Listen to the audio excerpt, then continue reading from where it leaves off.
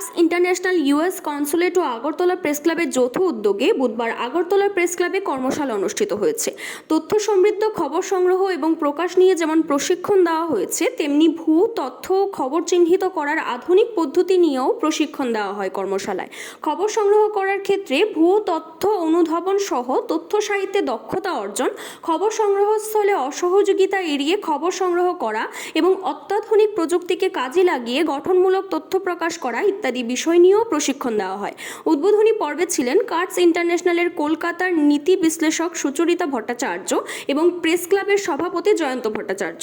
2 ঘন্টার প্রশিক্ষণ দিয়েছেন প্রডিউসার ওয়ার্কশপ এবং ট্রেনিং বুম লাইনের তরফে দিব্যা চন্দ্রা।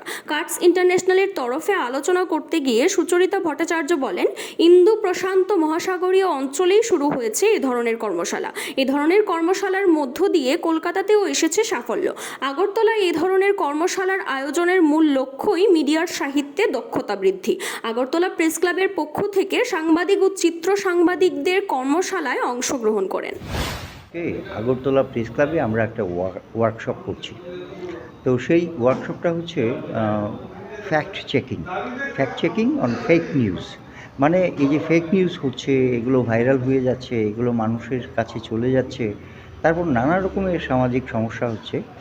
তো খবরটা সত্যি কি না সেটা জানার কতগুলো পদ্ধতি রয়েছে। তো সেই ব্যাপারে আমরা আজকে এই ওয়ার্কশপটা করছি। তো ওয়ার্কশপটা Agartala press club, American consulate Kolkata এবং কার্টস ইন্টারন্যাশনাল কলকাতা সবাই মিলে একটা যৌথ উদ্যোগে এই ওয়ার্কশপটা আমরা করছি।